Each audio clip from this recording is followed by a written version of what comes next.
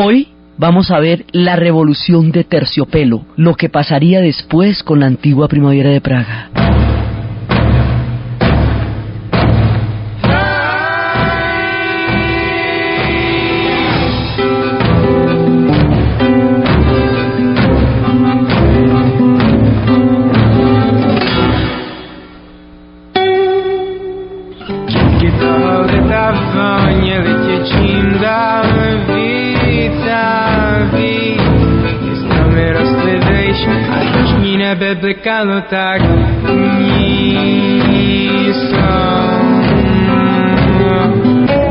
La vez pasada estábamos viendo lo increíble, cómo se había derrumbado ante nuestros ojos el muro de Berlín.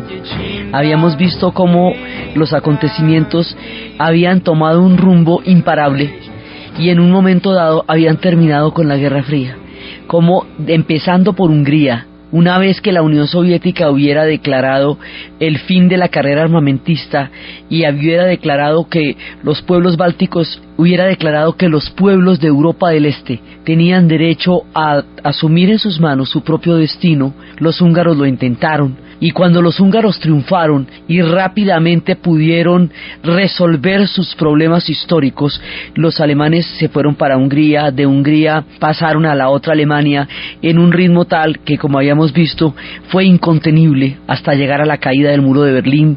Las alambradas habían caído que separaban a Austria de Hungría. Polonia, que fue aquella que había empezado todo el proceso en 1981 con el Sindicato de Solidaridad y con la presencia del Papa eslavo, del Papa polaco, de Karol Wojtyła en tierra polaca. Con eso nomás, su sola presencia había generado toda la oposición dentro de las iglesias católicas, que se convirtieron, digamos, en lugares clandestinos donde se cocinó el fin del comunismo en Polonia. Entonces, habíamos visto cómo los polacos, a la voz de lo que estaba pasando ellos, primero fueron reprimidos brutalmente en el 81, en tiempos todavía de Brezhnev, por Jaruzelski, pero cuando empieza la era de las reformas, cuando empieza toda esta oleada, entonces inmediatamente los polacos retoman las banderas, vuelven de nuevo a la lucha, vuelven de nuevo a las movilizaciones. Solidaridad vuelve a las calles, habiendo sido ilegalizada después de 15 meses de haber podido desplegar una nueva posibilidad para Polonia, y ahora de nuevo podían salir a las calles, podían protestar, llamaron a elecciones. Ellos decían que los polacos eran como una isla herética en medio de toda el bloque soviético. Entonces pues ellos evidentemente salieron inmediatamente a las calles, llamaron a elecciones, perdió el Partido Comunista, sube Solidaridad, y en ese momento, por primera vez, algo le sale bien a los polacos, que todo les había salido tan catastrófico. Los polacos que habían sido repartidos durante el pacto de no agresión entre Stalin y Hitler, los polacos que habían sido invadidos, motivo por el cual empezó la Segunda Guerra Mundial, los polacos que habían sido luego entregados en las conferencias de Yalta y Potsdam a Stalin, los polacos que habían sido también masacrados en el 53 en el 51 cuando Gomulka intentó las reformas, los polacos que habían creado lo de Solidaridad, 15 meses de un tiempo posible, y luego otra vez el contragolpe que les había hecho Jaruzelski. Esta vez sonó el tiempo para Polonia, y esta vez en lo que llamaremos la Revolución de Terciopelo. Después les cuento por qué se llamará la Revolución de Terciopelo y por quiénes. Esta vez, cuando los polacos salen a las calles y llaman a elecciones, es la primera vez a la hora del té que Polonia va a ser capaz de decidir su propio destino. Desde, vete tú a saber cuándo, porque 150 años duraron disueltos como Estado Nacional en tiempos de Catalina la Grande, cuando entre Austria, Prusia y Rusia se los repartieron. Después de la Primera Guerra Mundial, los polacos existieron como país, pero fue breve su destino, porque como habíamos visto, se lo repartieron en 1938 en el pacto de no agresión entre Stalin y Hitler, y de ahí en adelante, desde el pacto de no agresión hasta estos días del 89, los polacos han estado en manos de alguien, primero de los nazis y luego de los soviéticos, de tal manera que ellos no van a poder decidir nada sino hasta la Revolución de Terciopelo. la llamada revolución de los valores. Entonces, esta es la hora en que suenan las campanas y suena el momento de la historia para que Polonia tenga en sus propias manos su destino. O sea que Polonia viene a nacer como una nación libre en 1989. Se le fue el siglo XX entre reparticiones y traiciones, después de que el siglo XVIII y XIX la había repartido entre 3 imperios. Es una historia muy dura la de los polacos, pero les llegó el día y desarrollaron su proyecto y pudieron escoger qué era lo que querían y pudieron ir a elecciones y era una novedad que a los polacos no los aplastaran, era una novedad que aceptaran su hecho herético, como ellos mismos lo decían, teniendo en cuenta que los polacos siempre se opusieron a la Unión Soviética, nunca quisieron formar parte del bloque soviético, pero no tuvieron ninguna alternativa. Hubo otros pueblos que de una u otra manera llegaron a creer mucho más en el bloque soviético, pero los polacos nunca. Y por eso es que los polacos van a ser por donde va a empezar toda la revolución, casi una década antes, en el 81, unos años antes, y ahora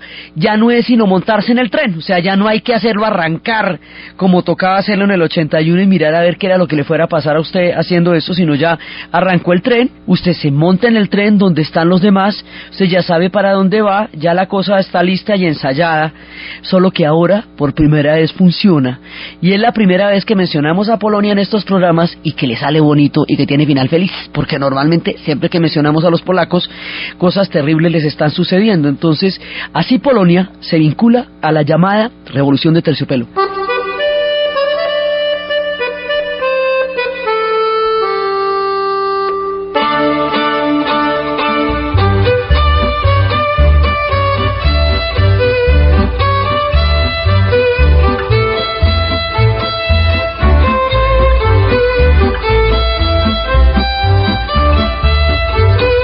Con todo lo importante que es lo que hemos narrado, lo importante que fue lo de Hungría, bueno, lo definitivo que es la caída del muro de Berlín, porque eso determina el fin de la Guerra Fría, desde el punto de vista del enfrentamiento oeste-oeste y de Europa, y con todo lo importante para la decisión histórica de Polonia, que es el que ellos puedan abordar este tren que está saliendo y lo puedan hacer desde sus propias entrañas. Hay un proceso que es el que le va a dar a todo este capítulo apasionante de la historia su nombre. Es el proceso checo-eslovaco. Es por ellos que esto se va a llamar la Revolución de Terciopelo. Los checos van a plantear cosas aquí muy de fondo y van a continuar un capítulo que habían empezado en 1968 y que hay que entender profunda y esencialmente, porque eso era lo que Gorbachov tenía en la cabeza cuando empezó las reformas, lo que habían hecho los checos, solo que la historia no le salió como él pensaba, pero la idea que él tenía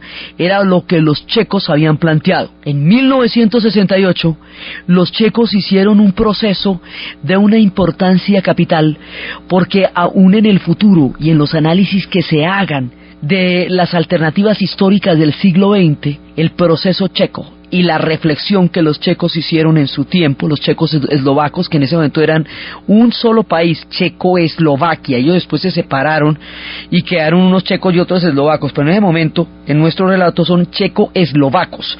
Los mapas irán a cambiar dramáticamente en estos años. Entonces resulta que los checo-eslovacos habían sido anexados al bloque soviético como todos los demás países de la cortina de hierro, con el sistema de partidos únicos que reemplazaban a los partidos de gobierno y con la estructura central planificada que hemos visto a lo largo de los relatos. Los checos pensaron en su momento, los checoslovacos, bueno, supongamos que en un momento dado las condiciones históricas eran muy bravas, el enfrentamiento era muy directo en ese momento, eran tiempos difíciles. En 1948 Stalin pasó por encima de todas las repúblicas de Europa del Este y las convirtió en este bloque histórico del cual hemos venido hablando. Bien, para 1967 los checoslovacos han reflexionado. Hay que aclarar que los checoslovacos son un pueblo increíblemente culto, que ellos son un pueblo de grandes escritores, que ellos son un pueblo de grandes músicos, que ellos realmente son un pueblo de una trayectoria artística, de una trayectoria teatral, los del Teatro Negro de Praga. Esta gente es una gente de un bagaje cultural absolutamente impresionante en términos de dramaturgia, en términos de literatura, en términos de cultura. Ellos son un pueblo increíblemente grande. Ellos reflexionan. Su reflexión será indispensable para entender el curso de nuestros relatos. Ellos reflexionan en 1967 y dicen, bueno, ya estamos grandecitos los checoslovacos, ya han pasado algunos años desde que se acabó la Segunda Guerra Mundial. Supongamos que en aquella época las cosas tocaron a la brava como nos tocó a nosotros. Está bien, digamos, toda esta situación de fuerza y de terror por la cual hemos estado vinculados al bloque soviético, podría decirse que hasta ahora la podemos entender, pero de aquí para adelante no la vamos a entender más, porque nosotros somos un pueblo de gente grande que estamos en capacidad de tomar una opción histórica distinta. Los checoslovacos en ese momento, en 1967, son socialistas, profundamente socialistas. Creen en el socialismo a pies juntillas como una alternativa histórica válida y solidaria para la humanidad, solo que creen que no tiene por qué basarse en el terror, que no tiene por qué basarse en la coacción y en la coerción de la sociedad, porque no puede haber una ecuación entre la libertad de pensamiento, o usted, una dicotomía como se estaba planteando en ese momento, o usted piensa y tiene la libertad total y completa de morirse de hambre como pasa en el capitalismo, que usted puede decir lo que quiera, pero vaya, consigue empleo, o usted tiene todo solucionado, salud, vivienda, educación, todo, pero calladita la boca. Entonces, la dicotomía este-oeste se había planteado en unos términos tales que el capitalismo ofrecía toda clase de libertades individuales y una permanente vigilancia de los derechos políticos de sus ciudadanos, pero su condición inherente de desigualdad generaba la miseria de muchos y la opulencia de pocos, y no había un grado, digamos, no es que lo haya ahora, no, estamos hablando de esa época, no había algo que nivelara las cargas entre los necesitados y entre los opulentos en la sociedad. No había un sistema o algún mecanismo a través del cual se pudiera llegar a una redistribución del ingreso en términos más equitativos. Era eso, existían los estados benefactores y los estados benefactores habían hecho lo suyo en la medida de sus posibilidades, pero aquí ya se estaban empezando a desmontar, como estábamos viendo, porque toda la revolución de los computadores dio un salto tecnológico que hacía que el estado benefactor dejara de ser en ese momento una prioridad para la sociedad y la rentabilidad de los estados reemplazara a lo que era el bienestar de la comunidad. Eso todavía es así, sigue la rentabilidad siendo un criterio.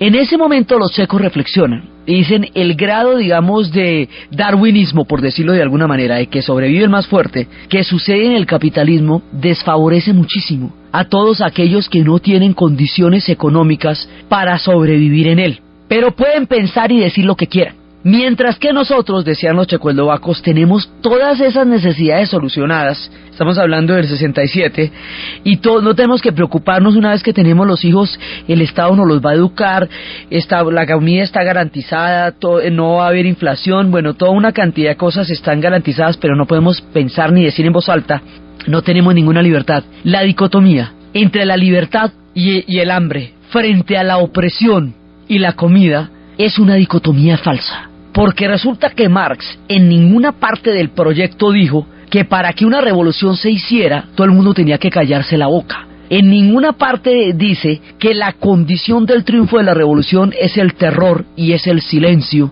y es la obediencia ciega. Alguna vez Elías Canetti decía que la manera como el socialismo se planteó en Europa del Este era un régimen que todo te lo daba, como una madre todopoderosa, que todo te lo da pero todo te lo pide. Igualmente, o sea, yo te doy todo lo que necesitas, pero tú me pagas con tu vida, me pagas con tu conciencia, me pagas con tu libertad, y eso es un precio muy alto para cualquier proyecto y para cualquier idea. Entonces los checos estaban pensando esto, un momentico, es que si nos remitimos a Marx, que se supone que es la inspiración política de todo lo que ocurre acá, en ninguna parte el tipo dice, una vez que triunfa la revolución todo el mundo tiene que quedarse callado y todo el mundo tiene que acomedirse a lo que quiera que la revolución considere que eso es. Entonces se ponen a pensar cómo lograr una integración de lo mejor de ambos sistemas, cómo lograr la cobertura y la equidad en términos sociales que el socialismo le estaba dando en ese momento a la sociedad, pero también cómo lograr la libertad y cómo lograr la capacidad crítica que les había sido aplastada por el régimen soviético. Se inventan una nueva teoría, un punto intermedio entre los dos sistemas.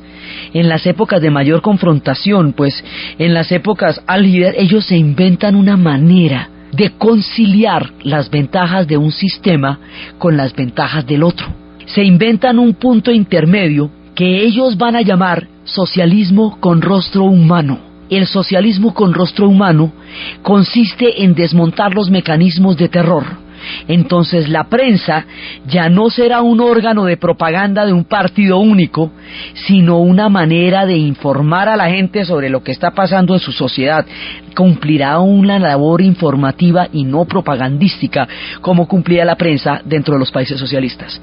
La policía servirá para bajar a los gatos de los árboles y entregar a los niños perdidos y orientar a las personas que se hayan equivocado de calle, y no un mecanismo de control social y de terror que está siguiendo cada uno de sus pasos y cada una de sus palabras para reportarlo a los aparatos de seguridad del partido, donde a usted se lo llevan y lo desaparecen por pensar distinto.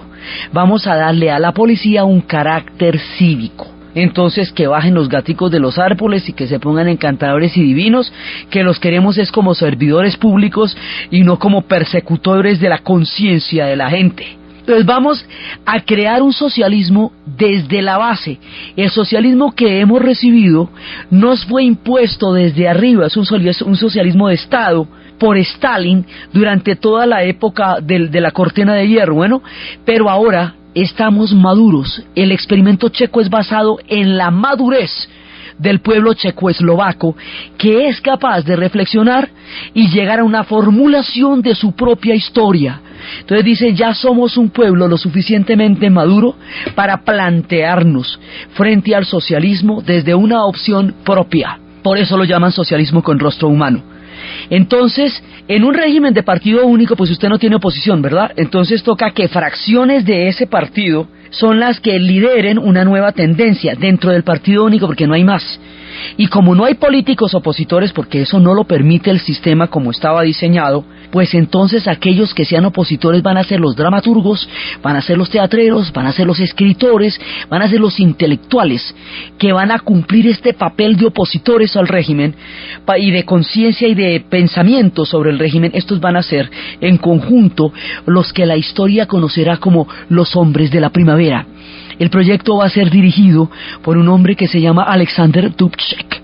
El proyecto económico, que significa abrir las fronteras para poder entrar a comerciar con otros países sin que intervieran en sus asuntos internos, pero poder comerciar con otros países, se llamaba Otashek, el del proyecto económico.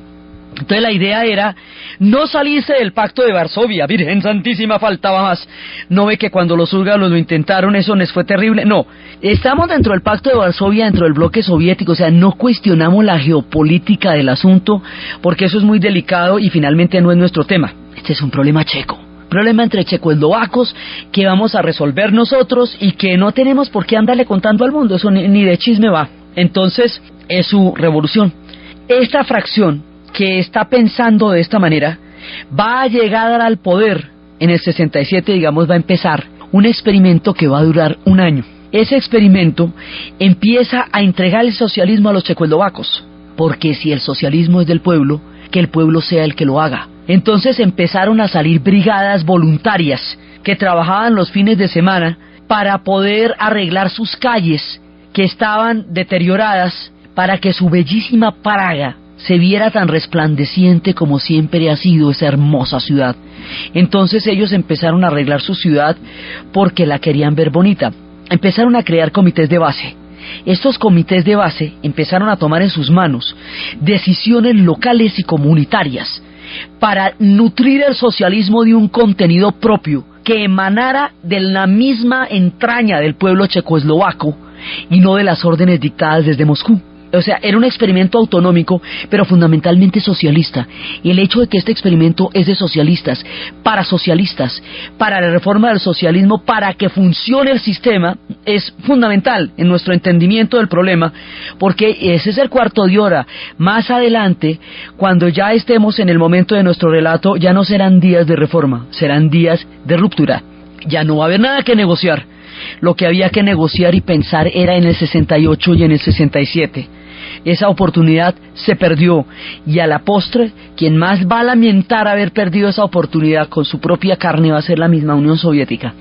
Entonces, en ese momento ellos están en su experimento felices de la pelota. La gente que no está de acuerdo con el experimento de la primavera, no es porque no les parezca que tengan toda la razón, no es porque no crean que es de sentido común lo que están planteando, sino porque temen terriblemente la respuesta de los soviéticos, habiendo visto las cosas que se han visto, y piensan que esto es una provocación que puede acarrear consecuencias terribles para Checoslovaquia, y que ir a ponerle el cascabel al gato de esa manera puede no ser sabio, porque las consecuencias de eso pueden ser mucho más graves que la felicidad misma del experimento. Digamos, la gente que se opone con este criterio, no porque estén en desacuerdo, sino porque piensan que esto les puede ir hondo y se les puede ir mal. Es eso, es miedo, pero no es desacuerdo. Entonces, todo el mundo está montado en la primavera. Los checoslovacos tienen un espíritu, además, muy cívico. Son un pueblo capaz de grandes transformaciones políticas a partir de procesos de reflexión y de procesos de madurez. Son un pueblo de una entereza particular. Entonces ellos están contentísimos en su primavera, felices, pintando las calles, bonitos, consejos obreros, chévere. Eso está funcionando lo más bonito. No le han contado tampoco a nadie, ¿no? No era como para hacer escándalo, pues, bajo perfil, ¿no? Bajo perfil, y no salirse uno del Pacto de Varsovia, nada que pueda alborotar el parche, pues, porque eso sería muy terrible, ni calentar el parche, ni nada de eso. Sobre todo porque con la cosa de los húngaros, muy, muy reciente todavía en la memoria de los checoslovacos, mejor uno dejar las cosas así, bajita de punto, de tono. Cuando llevan un año y están completamente contentos, en ese momento empieza lo que muchos temían inevitable. Las tropas del Pacto de Varsovia empiezan a movilizarse en dirección a Praga. Y es un oficial húngaro, óyase bien, húngaro, quien hace una llamada anónima a los checoslovacos y les dice: las tropas del Pacto de Varsovia, compadres, van para allá. Y ellos saben que ahí ya no hay nada que hacer. Y saben que no se pueden inmolar, porque los húngaros se inmolaron, los tanques les pasaron por encima igual. Saben que no pueden hacer absolutamente nada. Entonces empiezan a liderar una resistencia poética, porque es la única que les queda. Empiezan a poner letreros: Moscú, 1200 kilómetros de Praga, Moscú, 1200 kilómetros de Praga. Empiezan a poner grafitis: Lenin despierta, todos se han vuelto locos. Empiezan a desviar todas las señales de tránsito para que los tanques no se puedan orientar una vez que entren en la ciudad. Y se ponen una cita en la plaza de San Wenceslao, y en el momento en que suene el himno nacional de Checoslovaquia, ya todo habrá terminado, dice Alexander Dubček. Y se van todos para la plaza, y cuando están todos reunidos en la plaza, y cuando suenan el himno nacional, Jan Polak, un estudiante que estaba en ese momento en la plaza, se prende gasolina y se quema vivo, como una inmolación de dolor contra lo que está pasando en ese momento en Checoslovaquia. Es uno de los momentos más dramáticos del año 68, que habíamos dicho la vez pasada, que era el otro año tan cargado de historia como el 89. Entonces Jan Polak se quema, y más adelante llevar flores a la tumba de Jan Polak en la plaza se convierte en la manera de expresar el dolor de un pueblo que va a sufrir lo que los checoslovacos sufrirán.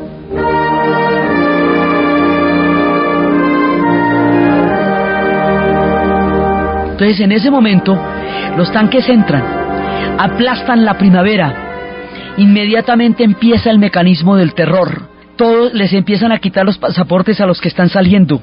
La gente que sale no puede volver a entrar, y los que están adentro quedan encerrados. Las tropas empiezan a rodearlos, los tanques empiezan a invadirlos. Los tanques durarán ahí desde 1968 hasta 1989. van a estar los tanques soviéticos parqueados en Checoslovaquia, aplastando como decían alguna vez, como una rueda de acero a una mariposa, el experimento de la primavera de Praga, sin saber si de alguna manera eso hubiera podido enseñarles en un momento algo que después les acarrearía la total desintegración. Estos eran tiempos de Khrushchev, y siendo Khrushchev un tipo partidario de la política de distensión, sin embargo mandó los tanques para allá y se acabó la dicha. Se acaba el experimento y a partir de ahí viene la represión. A partir de ese entonces uno se tiene que exilar. De ahí sale un tipo que después sería un gran cineasta y que sus películas todas son una utopía frustrada, un sueño roto, una canción herida en la mitad de su entonación. El tipo se llama Milos Forman y va a hacer películas como Atrapado sin salida, que es precisamente un canto a la libertad aplastada a través de este personaje del hospital psiquiátrico que va a protagonizar Jack Nicholson con una maestría más allá de todos los dioses que tocan a los actores.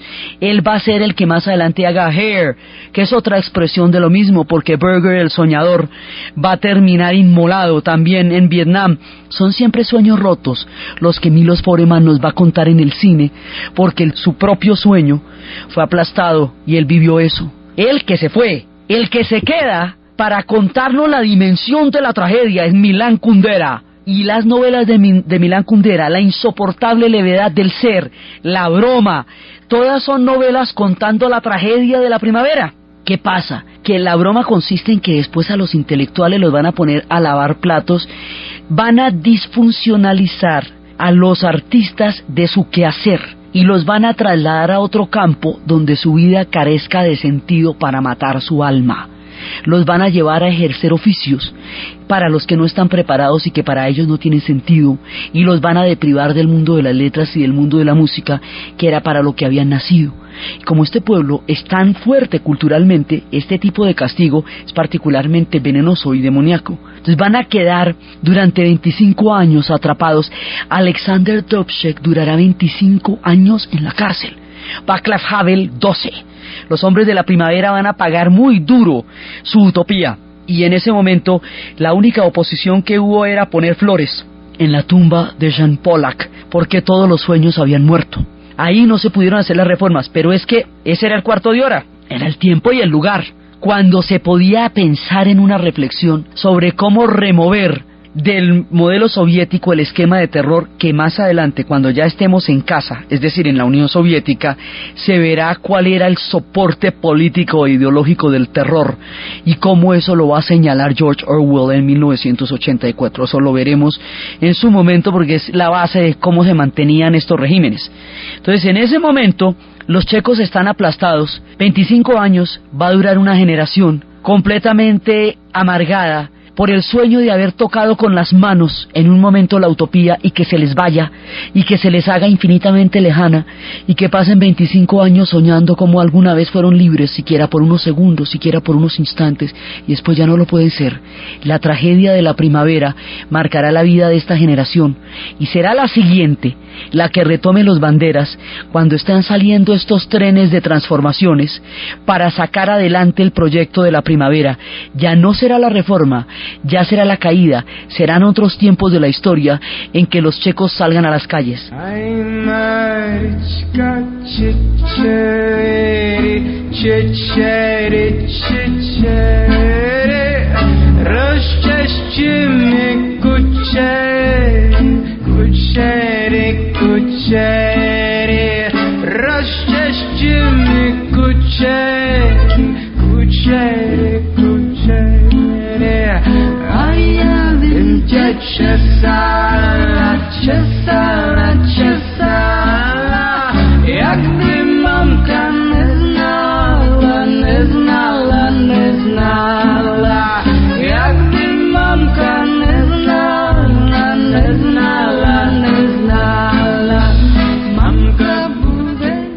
Una generación después empiezan los movimientos, Foro Cívico empieza a formarse como una organización, y cuando empieza el experimento de todo lo que está pasando en la Europa oriental y después de haber visto a los húngaros, cuando está pasando lo de los alemanes que fueron en las embajadas checas, ¿se acuerda? Donde pidieron asilo para pasar al otro lado y todo eso, ellos se suman a lo que está pasando. La manera como se transmitió la información de un lado a otro en aquel entonces, evidentemente no puede ser por los periódicos, no se les ocurrirá a ustedes eso, fue por las parabólicas. Las señales de las parabólicas no podían ser controladas y de pronto usted empezaba a ver en los noticieros que en el país de al lado estaba pasando semejante cantidad de cosas y decía, bueno, ligerito nos vamos a montar en este tren porque antes de que nos deje. Entonces los checos se van a montar ahí, en ese tren. Esto quiere decir que van a empezar a salir a las calles con acordeones y van a empezar a salir a cantar y van a empezar a salir a hacer unas manifestaciones con llaves. Las llaves significan que el régimen se tiene que ir. Las llaves en Europa es una señal política para mostrar que un gobernante o un régimen ya tiene que abandonar el poder. Es como una llave para que usted se vaya. Entonces empiezan a sacar todas las llaves, todos van a sacar las llaves y empiezan a cantar y sacan las acordeones. Es tan cívico, es tan poético y es tan hermosa la manera como los checoslovacos se unen a lo que está pasando, que por esto, por el civismo y por la alegría con la que los checoslovacos convidan a las reformas, este proceso se conoce como la Revolución de Terciopelo. Por ellos, por la suavidad, por el civismo, por el espíritu que enalteció estos movimientos históricos en ese momento, por los checoslovacos. Entonces ellos están en ese instante de su historia. La película para ver aquí en este pedazo del relato se llama Kolia. Es una historia bellísima, bellísima, de un muchachito ruso que termina por allá en manos de un playboy checo en Praga, porque por un matrimonio arreglado al niño le dejan el niño y la mamá se desaparece, y este tipo tiene que sacar adelante un niño ruso en los momentos en que lo menos popular del mundo era ser ruso y hablar ruso, y es cuando están mostrando los tanques que se van y el niño empieza a mover con los pasitos como el ejército rojo con sus paticas, porque pues él era un niño ruso metido en el momento en que el odio contra los soviéticos está otra vez a la luz del día.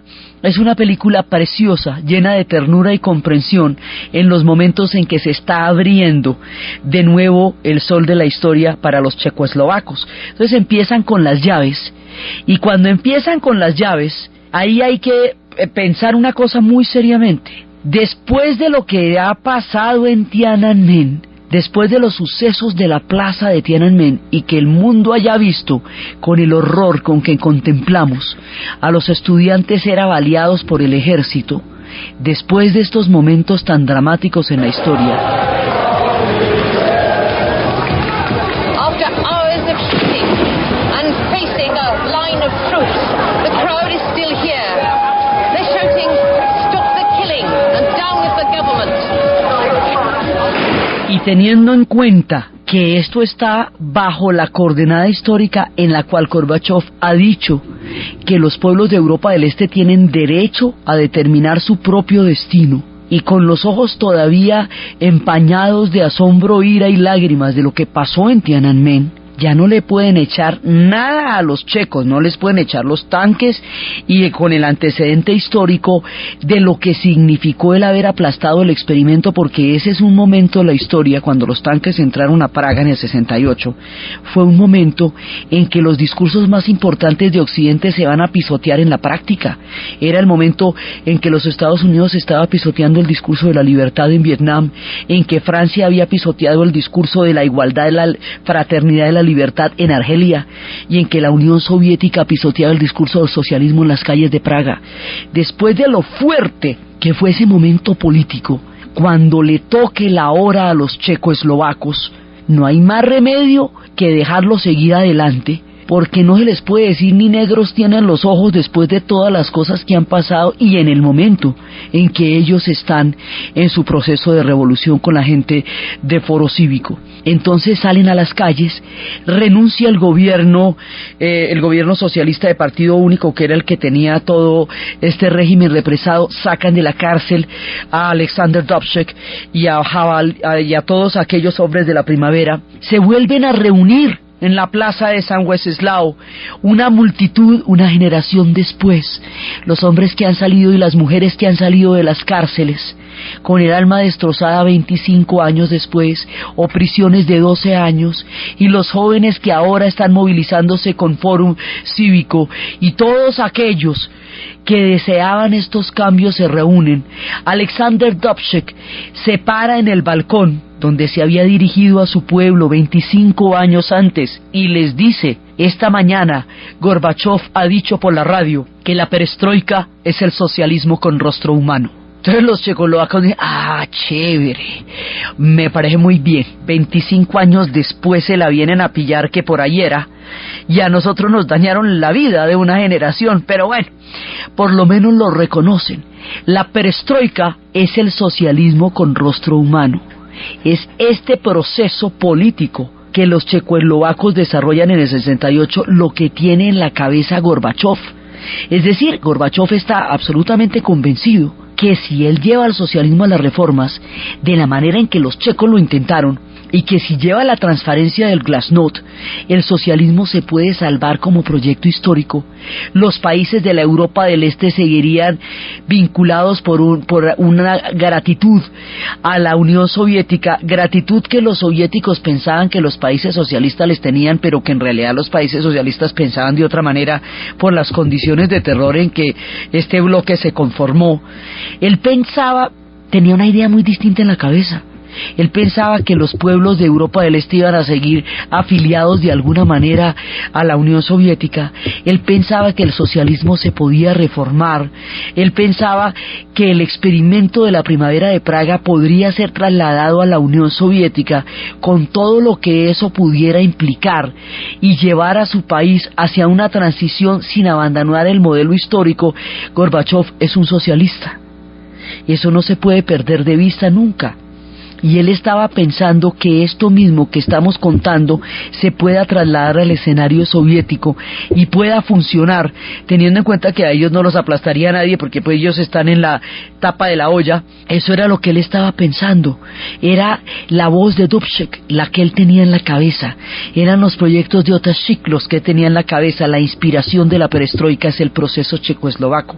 Y por eso es que salen de las cárceles, se pueden encontrar de nuevo en la plaza de San Wenceslao, donde regocijado estaría en ese momento el espíritu de Jan Polak, entre todos ellos, viendo que una generación después llegó el tiempo de los checoslovacos, y entenderían que la historia tiene unos tiempos. El tiempo de las reformas era ese, era el tiempo de Alexander Dubček. Este ya es otro, y Gorbachov entenderá la diferencia entre los tiempos de la primavera y el tiempo en que él está haciendo las reformas de la perestroika, con un costo altísimo para su propia vida y con un costo impredecible para la Unión Soviética misma como proyecto.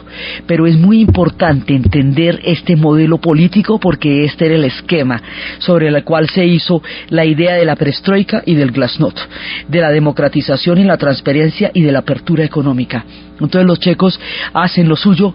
Havel sube al poder. Václav Havel, el dramaturgo, el teatrero, sube al poder.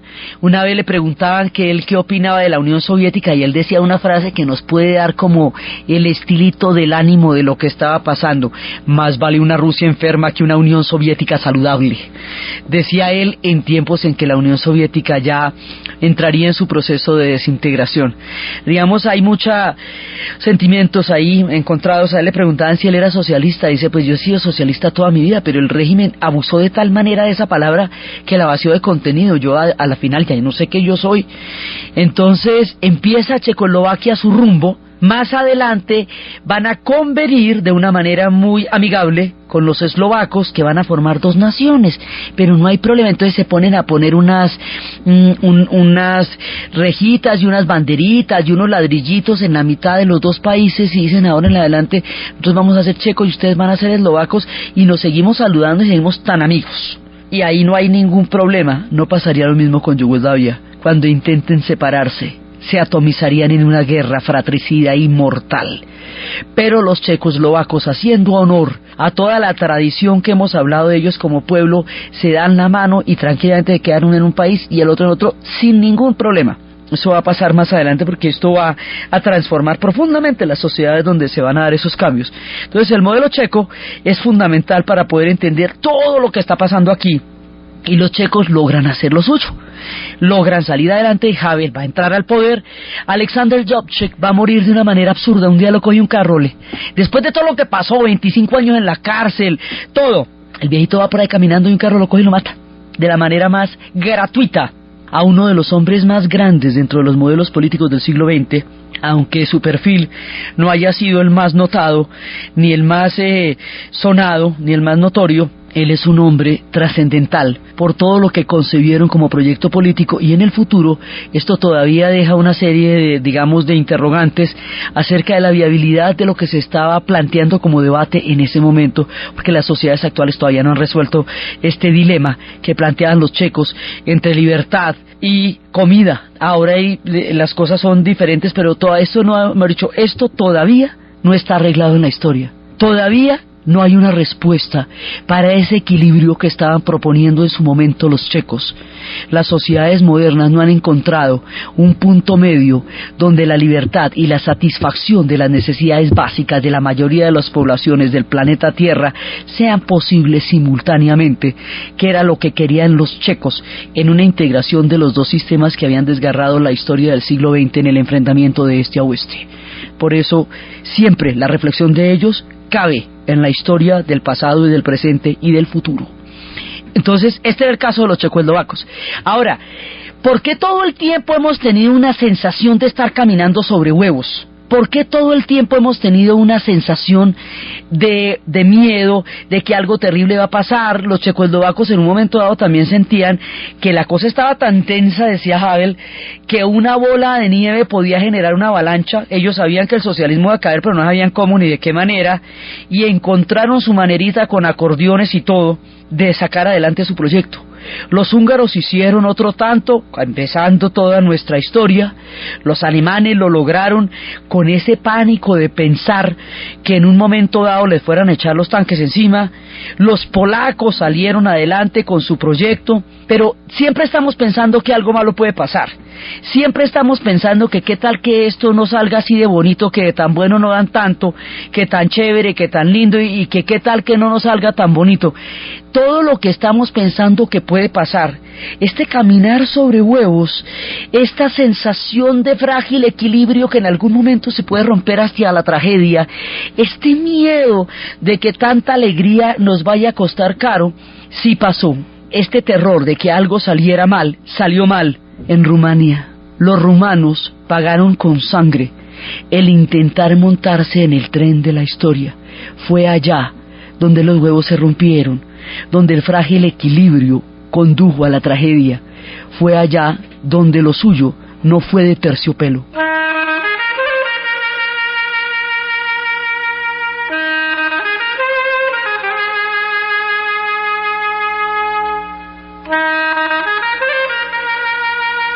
En la ciudad de Timisoara se reunió una multitud enardecida y empezó a gritarle a Ceausescu, el dirigente comunista de Rumania, que llevaba una eternidad en el poder y que se había opuesto a todas las reformas. Habíamos hablado cómo Gorbachev habló con él y no logró obtener nada, como él y Honecker eran los únicos dos que no tenían ninguna disponibilidad para entender el rumbo de los cambios. Y estos que se creían dueños del país, Elena y Ceausescu, ellos que creían que definitivamente el socialismo y Rumania les pertenecían a la vez y que eran absolutamente renuentes a cualquier tipo de cambio, se enfrentan a una multitud que, congregada en las calles de Timisoara, empieza a gritarle: Drácula, tu tiempo terminó. Drácula, tu tiempo terminó. Y empiezan a gritarle enardecidos que se vaya, que ya no lo quieren ahí. Y en el momento en que le están gritando a Drácula que se vaya de Rumania, donde queda Transilvania, sí, en ese momento les van a echar encima a los soldados y van a matar 73 personas en Timisoara. El asesinato de la gente de Timisoara va a hacer que la manifestación en Bucarest en la capital sea mucho más grande y empiecen a preguntar ¿qué pasó en Timisoara? ¿Qué pasó en Timisoara?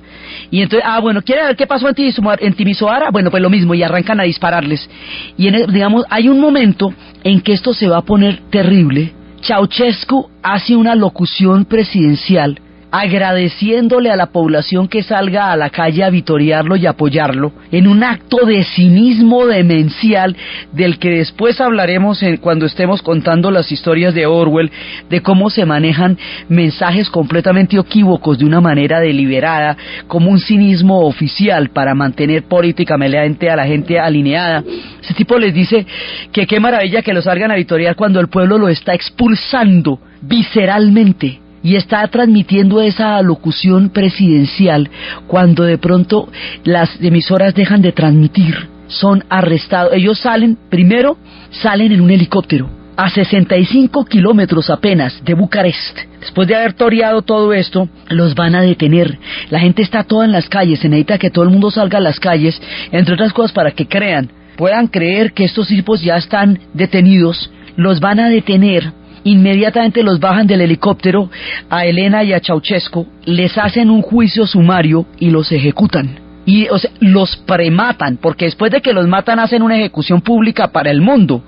Pero los franceses se tomaron la minuciosa labor de desbaratar fotograma por fotograma el video que el mundo conoció y se dieron cuenta que estos tipos ya estaban muertos antes, o sea, estaban prematados. Entonces los cogen, les pegan un tiro rápidamente y luego sí los amarran y los ejecutan con ceremonia como el resultado de un juicio sumario por genocidio contra el pueblo rumano, y sus cadáveres, cayendo bajo las balas, van a recorrer el mundo entero en los noticieros con una imagen dantesca del fin de un tirano que su propio pueblo ha llevado a la muerte después de que había hecho horrores. Horrores es que a esta gente la habían maltratado muchísimo. Los rumanos tuvieron jornadas de racionamiento de 6 y 7 horas, porque tenían deudas económicas muy grandes. Cada uno de estos sistemas va a enfrentar problemas económicos muy duros, que es lo que va a llevar también a que todas estas revoluciones se hagan. Cuando eso pasaba, cuando toda Rumania estaba en un racionamiento feroz de luz durante tantas horas en el día, Ceausescu y Elena tenían un palacio de 1000 habitaciones que mantenía iluminado mientras todo el país estaba en racionamiento. Cuando muere Ceausescu, los periodistas llegan del mundo entero a Rumania para entrar en este palacio, que ya en ese momento tenía las luces apagadas. Todos los periodistas se tenían que coger de la mano para ver qué era lo que estaba adentro, porque no se podían imaginar qué podría existir en semejante palacio que había sido un monumento a la soberbia y a la explotación de un pueblo que los había llevado precisamente a la muerte. Cuando había situaciones de extrema pobreza, Ceausescu les ponía unas paredes, unos muros, para que no se viera la pobreza, porque eso sí quedaba muy mal visto. Entonces, extrema pobreza. Después van a descubrir estos niños en los orfanatos en las condiciones más degradantes y más terribles. Después van a ver los problemas ecológicos tan absolutamente aterradores. La ecología juega un papel importantísimo en la revolución de Terciopelo, porque el modelo de desarrollo soviético de los altos hornos y de la industria pesada es altamente contaminante, y la ecología se consideraba en Europa del Este un discurso burgués, compañero. Entonces, por eso la ecología va a ser bravísima. Hay un sitio que se llamaba Copsamica, donde la gente se bañaba 6 veces al día en Rumania, y todos mantenían tiznados de un hollín en el aire que teñía toda la población por la cantidad densa de humo que emanaba de las fábricas. El aspecto de la ecología va a ser fundamental.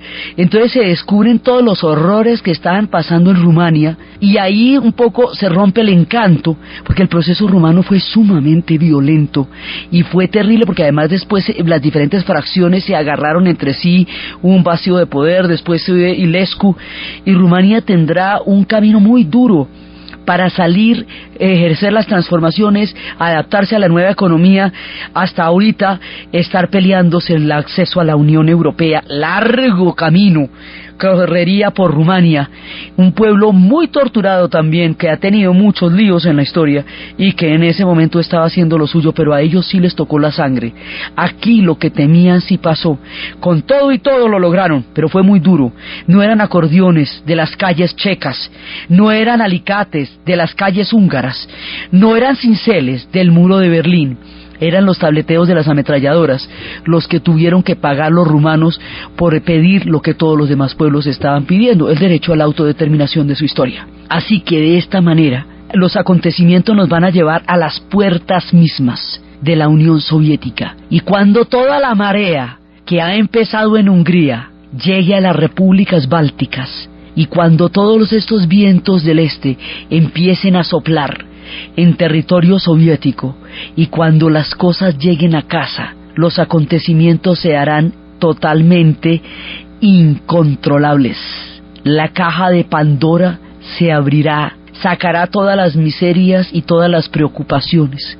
Los procesos históricos sobrepasarán a Gorbachov, lo arrasarán y le pasarán por encima. Los pueblos bálticos empezarán un canto de independencia que llevará a la Unión Soviética a la desintegración, porque los pueblos bálticos fueron anexados por la fuerza en tiempos del Tercer Reich, y ellos cobrarán lo suyo.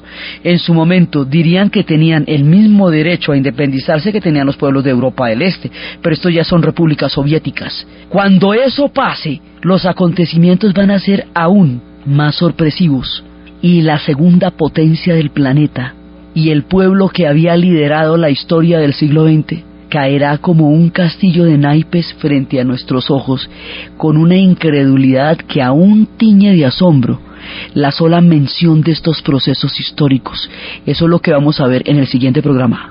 Entonces, desde los espacios de la primavera de Praga, desde la locución de Alexander Dubček en los tiempos en que Jan Polak se quemaba, y cuando luego 25 años después diría que la perestroika era el socialismo con rostro humano, desde la autodeterminación de los polacos, tan sufrida, tan luchada, desde la sangre de los pueblos rumanos tratando de alcanzar el tren de la primavera, desde los momentos en que la revolución de terciopelo sorprende al mundo con transformaciones hechas desde la masa misma y desde las entrañas de los pueblos, en la narración de Ana Uribe, en la producción Ernesto Díaz, y para ustedes feliz domingo.